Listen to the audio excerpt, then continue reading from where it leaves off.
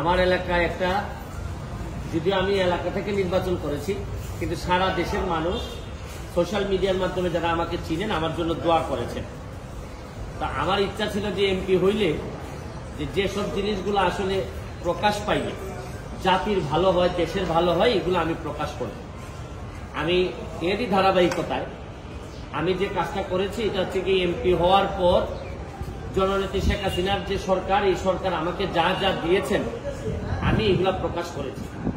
আমি আগে নিজে আমি কখনো জানতাম না যে এমপিরা কত সম্মানী পান।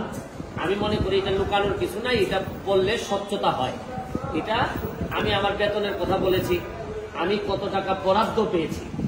বরাদ্দ মানে হচ্ছে গিয়ে ওনারা বলছেন যে নগদ টাকা, আসলে বরাদ্দ তো এইটা চিন্তায় আসে কিভাবে যে এমপি নগদ টাকা পাবে। নগদ টাকার তো কোনো বিষয়ই না, আমরা তো ট্রাস্টি মাত্র, আমরা মানুষের সম্পদের ট্রাস্টি, আমাদেরকে মাধ্যমে বন্টন করা হবে। আমরা এই সম্পদের কোনো মালিকও না। ব্যাংকের যেভাবে ব্যাংক কর্মকর্তা যেভাবে আমার টাকা জমা নেন আবার আমার টাকা ফেরত দেন, কিন্তু ওনার হাত দিয়েই যায়, কিন্তু এই টাকার মালিক তো উনি না, উনি হচ্ছেন গিয়ে ট্রাস্টি। একই রকম আমি এমপি হিসাবে আমি ট্রাস্টি মনে করি। আর স্বচ্ছতার বিষয়ে আমি বলছি যে এত এত টাকা পেয়েছি। কিন্তু এইটা বিরোধী দলের চিফ হুইপ এই আমাদের এই চুন্নু সাহেব, মুজিবুল হক চুন্নু সাহেব, উনি স্পিকারের কাছে, আমাদের মাননীয় স্পিকারের কাছে উনি বিচার দিলেন। তো যেহেতু পয়েন্ট অফ অর্ডারে উনি বলেছেন, আমি উত্তর দেওয়ার সুযোগ পাই নাই। আমার প্রশ্ন হচ্ছে কি, উনি বিরোধিতা করবেন সরকারি দলের, কিন্তু উনি বিরোধিতা শুরু করছেন স্বতন্ত্র প্রার্থীর। এবং কি বিষয়ে বিরোধিতা, উনি তো আরো খুশি হওয়ার কথা যে আমরা আমাদের হিসাব দেওয়া শুরু করছি। আমার জানেন কালকে আমার এত দুঃখ হয়েছে তারাই করিমগঞ্জের মানুষের জন্য, যাদের কাছ থেকে উনি এমপি হয়ে আসছেন, যে এই তারাই করিমগঞ্জের মানুষের কি কোনো অধিকার নাই যে এই চুন্নু সাহেব এমপি হিসাবে কত টাকা বরাদ্দ পান এটা জানার। মানে ওনার বক্তব্য ছিল যে কোনোভাবে যেন আমি ফেসবুকে না জানাই যে কে কত টাকা পায়।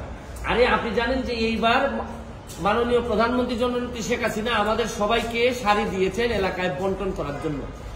এই শাড়ি কি আমি প্রধানমন্ত্রীর উপহার কি আমি বলবো না? মানে আমি কি এটা লুকাই রাখবো? লুকাই রেখে কি আমার কি এটাকে আমি বিক্রি করে দিব? তা আমি বুঝলাম না স্বচ্ছতার মধ্যে প্রবলেমটা কোথায়। আমি যদি স্বচ্ছ হইতে চাই, আমি যদি যে বরাদ্দ পাই এটা যদি আমি বলে দিতে চাই, বলি জনগণকে, তো এইখানের মধ্যে এমপি হিসাবে আমি অপরাধটা কি করলাম? আর আরেকটা জিনিস হচ্ছে গিয়ে, আমি বারবারই বলছি এমপি কিন্তু আমার পেশা না। আমার পেশা হচ্ছে গিয়ে বিং এ ব্যারিস্টার। আমি এখানে প্র্যাকটিস করি সুপ্রিম কোর্টের আইনজীবী হিসাবে। আর আমি কথা দিছি যে আমি এমপি হিসাবে একটা টাকা হারাম খাবো না, আমার রক্তের মধ্যে হারাম যাবে না। সুতরাং রাষ্ট্রের টাকা, জননেত্রী শেখ হাসিনার সরকারের টাকা, এটা যে টাকা আসবে এটা আমি সবার সামনে তুলে ধরবো। এখন আমার কেন জানি মনে হইতেছে যে মুজিবুল হক চুন্নু সাহেবের হয়তো আমি বলে দেওয়াতে সমস্যা হচ্ছে, যে উনার মনে হয় রাজনীতি করাটাই পেশা। এটা থেকেই উনি সবকিছু নির্বাহ করেন কিনা আমার জানা নাই, কারণ উনার আলাদা কোনো পেশা থাকলে এটা নিয়ে উনি কোনো চিন্তা করতেন না। তবে কালকে উনি একটা বুদ্ধি করে কাজ করছেন, বাকি সব এমপিরা ওনার দলে টানার চেষ্টা করছেন যে 349 জন এমপির নাকি বদনাম হচ্ছে। আরে কি আশ্চর্য কারবার! একটা মানুষ এমপি হওয়ার পর তার বরাদ্দ সে বলবে না যে আপনার জনগণের এই বরাদ্দ আসছে, আপনারা আপনারটা ভাগ করে নেবেন। এটার বলার মধ্যে শুনেন, এই মুজিবুল হক চুন্নু সাহেব সম্ভবত এই প্রথম বঙ্গবন্ধুর একজন আদর্শের সৈনিকের মুখোমুখি হয়েছেন। এর আগে হয়তো উনি ওইভাবে মিট করেননি, কারণ উনি তো হচ্ছেন গিয়ে একজন স্বৈরা শাসক এরশাদের নেতা। স্বৈরা শাসক এরশাদ, যিনি সারা জীবন এরকম জোর জবরদস্তি আর টাকা বানানো ছাড়া তার নেতা কর্মীদের খুব বেশি কিছু শিখাই যান নাই। সবার না, অল্প কিছু নেতাদেরকে, যারা অনেক টাকার মালিক হয়েছেন এরশাদের আমলে। উনি তো এরশাদের স্বৈর শাসক এরশাদের একজন নেতা হয়ে উনি বঙ্গবন্ধুর আদর্শের সৈনিকের, প্রকৃত আদর্শের সৈনিকের মুখোমুখি এই প্রথম সংসদে হয়েছেন মনে হয়। এর আগে হয়তো তীব্রভাবে কারো মুখোমুখি হন নাই। এই জন্য উনার একটা গাত্রদাহ। আর এত গাত্রদাহ কিসে? আরে ভাই আমার টাকা এটা। আর আরেকটা বিষয়, আমি যে আমার এলাকায় বলছি যে আমি 29 কোটি টাকা পাইছি বরাদ্দ, আমি কি কোনো কথা মিথ্যা বলছি? মিথ্যা বললে উনি আমার বিরুদ্ধে ব্যবস্থা নেই। আমি বলতে পারবো না, মানে আমি বরাদ্দ পাইছি এটা আমি বলতে পারবো না আমার এলাকায়, মানে কি আমি কি চুরি করতে চাই? মানে বিষয়টা যদি হইতো যে আমি এই টাকা পাই নাই, আমার 25 কোটি টাকা দেওয়া হয়েছে রাস্তা বানানোর জন্য, এটা আমার বরাদ্দ, আমি বলে দিব কোথায় কোথায় রাস্তা হবে।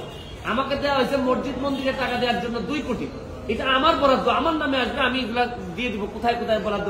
টিআর কাবিকে আসছে আমার নামে, আমি দিব, কোথায় কোথায় বরাদ্দ দিয়ে দিব। আমার শুধু নিশ্চিত করতে হবে এই টাকাটা যেন আমি এবং আমার পরিবার খেয়ে না ফেলে, বা আমার লোকজন যেন খেয়ে না ফেলে। এইটার মধ্যে লুকালুকের কিছু আছে বলে আমার মনে হয়। আচ্ছা, আপনি কি এখন তাহলে এই যে সমস্ত ফেসবুকে দিতেন বরাদ্দের বিষয়গুলো তাহলে দিতেই থাকবেন? এটা ওই যে ওই আপনার চুন্নু সাহেব, আমি আপনার একটা কথা বলি, এর চেয়ে বড় বড় সাহেবদের সাথে আমার দেখা হয়েছে, তাও আমার চরিত্র বদলায় না। আমি আমার যে কাজ বিশ্বাস করে করি, সত্যতার সাথে করার চেষ্টা করি। যতদিন করবো ততদিন এমপি থাকবো। এটাকে আমার বাপের পোস্ট নাকি যে সারা জীবন থাকা লাগবে এখানে?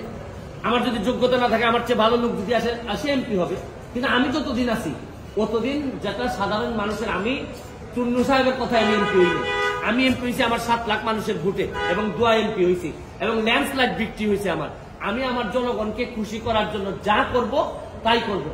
আমি এর বাইরে কোনোদিন যাওয়ার প্রশ্নই আসে না। এটা তো শুনেন। আচ্ছা, আপনাকে তো বলছে স্পিকারের কাছে বলেছে যে উনি যেন আপনাকে ডেকে বলেন, যদি স্পিকার আপনাকে ডাকেন তাহলে আপনার অবস্থান কি হবে? অবস্থান পরিষ্কার। আমি আমার যে বক্তব্য আপনাদের সামনে দিলাম, এই বক্তব্য আমার মাননীয় স্পিকারের সামনে দিব। সেই এখানের মধ্যে আলাদা হওয়ার কোনো সুযোগ নাই। তবে আমার বিশ্বাস, এই যে এই মুজিবুল হক চুন্নু সাহেবের যে ব্রেইন আর যে অবস্থা, তার ব্যাপারে আমি যা শুনি তাতে আমার বিশ্বাস মাননীয় স্পিকারও জানেন তার অবস্থাটা কি। যে তারে সে যখন বক্তব্য দেয়, আমি বুঝতেই পারি না কি বিরোধী দলের লোক বক্তব্য দিচ্ছে নাকি না সরকারি দল বক্তব্য দিচ্ছে। মানে এমন ভাবে সরকারের মধ্যে ঢুকে আছে এই ভদ্রলোকের বিরোধী। আরে ভাই, সবসময় সরকারি দলের সাপোর্ট করার জন্য তো মাঝে মধ্যে বিরোধিতা করতে হয়। সরকারি দলের মানে আপনি সবসময় ক্ষতি চাইবেন তা না। সরকারি দলের আরে বাপও তো মাঝে মধ্যে ছেলের সমালোচনা করে, ছেলে বাবার সমালোচনা করে। আমার তো মনে হয় যে এই চুন্নু সাহেবরা এমন ভাবে ভিতরে ঢুকছেন, এরা তাদের সব ক্ষমতা সম্পর্কে কিছু জানেও না, বুঝেও না। কেন যে বিরোধী দল হয়েছে আল্লাহ মাহবুদ জানে। আর এরা 11 জন, আর আমরা স্বতন্ত্র আছি 62 জন। আমরা তো হিসাবে তো আমরাই বিরোধী দল হওয়ার কথা, কিন্তু এখন কারণে ও কারণে আমরা যেহেতু ওনারা একটা দল হিসাবে আসছেন, তা আমরা ওনারা মেনে নিছি। কিন্তু উনি তো সরকারি দলের বিরোধিতা না করে মাশাআল্লাহ এখন শুরু করছেন যে স্বতন্ত্র ক্যান্ডিডেট কেন টাকার ঘোষণা দিয়ে দেয়, এই কারণে উনি বিরোধিতা শুরু করছেন। আমার এখন তার এলাকার করিমগঞ্জবাসীর জন্য আল্লাহর কাছে দোয়া করা ছাড়া আপাতত আর কোনো পথ নেই।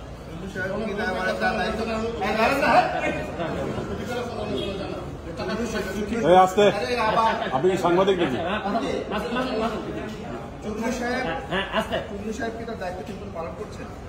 আমি তো উনার দায়িত্ব কিভাবে পালন করছেন আমি জানি না। আপনাদেরকে একটা নমুনা দিলাম। উনার দায়িত্ব ছিল হচ্ছে বিরোধী দল হবে, সরকারের সমালোচনা করবে, সরকার যেন সঠিকভাবে চলতে পারে, দেশে যেন দুর্নীতি মুক্ত হয়, এইগুলার জন্য উনি প্রতিবাদ করবে। এটাই বিরোধী দলের দায়িত্ব বলে জানি। বিরোধী দলের দায়িত্ব যে স্বতন্ত্র, যে একটু ভালো কাজ করতে চায়, সৎ হইতে চায়, তারে যে চাপটি মারিয়া ধরে সংসদ থেকে বের করে দেওয়ার প্ল্যান করছেন, এইটা তো আমার জানা ছিল না। আমার মনে হয় না এটা কোন পৃথিবীর কোন জায়গায় বিরোধী দলের দায়িত্ব এটা হইতে পারে। আমার এটা জানা। Thank you. Thank you.